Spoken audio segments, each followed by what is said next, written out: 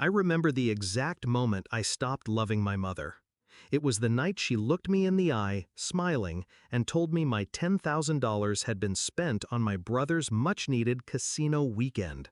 He needed a break, sweetie. You're used to struggling. She laughed like it was a joke. The sound didn't leave me for days. A week before, she'd called in tears.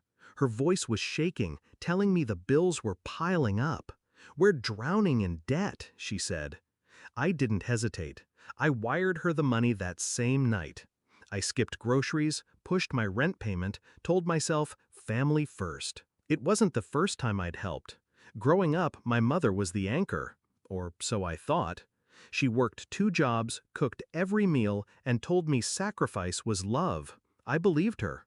I carried that belief into adulthood, even when I saw her love wasn't equal. My brother was always the golden child. His mistakes were adventures, his debts bad luck, his failures someone else's fault. Mine? Mine were proof I wasn't trying hard enough. But $10,000? That was more than just favoritism. That was betrayal wrapped in a smirk. I didn't confront her right away. That's not how you destroy someone who thrives on control. You don't scream, you wait. The first step was understanding the full picture. I pulled her credit reports. I had her passwords. She'd given them to me years ago when she didn't understand online banking. The debt was bad, but not crippling. What was crippling were the casino charges. Thousands.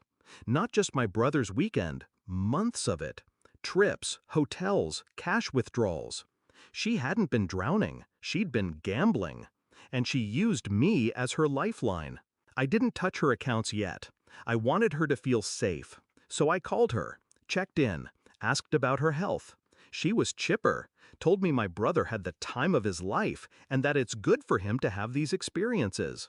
That was the moment I decided she would lose everything she'd been hiding. Step 1, documentation. I downloaded every statement, every receipt, every email. I built a timeline that showed how my transfer went straight into her checking account, then into a casino cage within 24 hours. Step 2, her creditors. I posed as her financial power of attorney and negotiated payment plans, then let them lapse. I made sure the letters went to her house, not mine. Every unopened envelope was another drop of blood in the water. Step 3, her reputation. My mother loved her image in the community, volunteering, church fundraisers, smiling in photos. I sent anonymous tips to the church treasurer about irregularities in donation handling, attaching my little evidence package of her gambling receipts.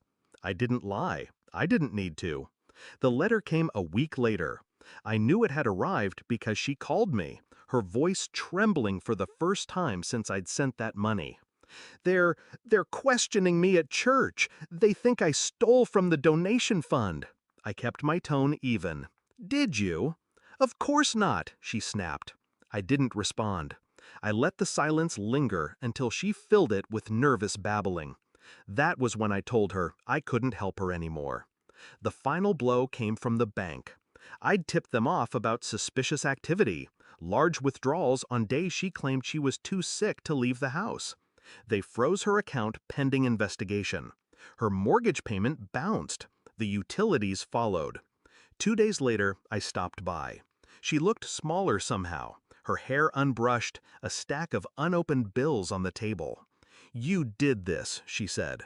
"No," I said softly. "You did." Her mouth opened, but no words came. For the first time in my life, she had nothing to say.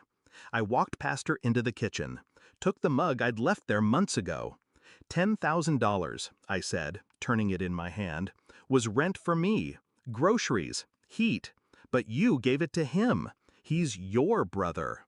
No, he's your son. And you chose him over me. Every time. I set the mug down. This time, you paid for it. Her face went pale. Not from guilt, from the dawning realization that she wasn't getting back up from this one.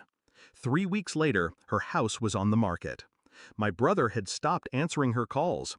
Turns out he didn't want to get dragged into her drama. The church had quietly removed her from every committee. And me? I paid my rent, stocked my fridge, sat in my apartment, and breathed without the weight of her hand on my shoulder. People think revenge is about making them feel what you felt. It's not. It's about making sure they never get the chance to do it again.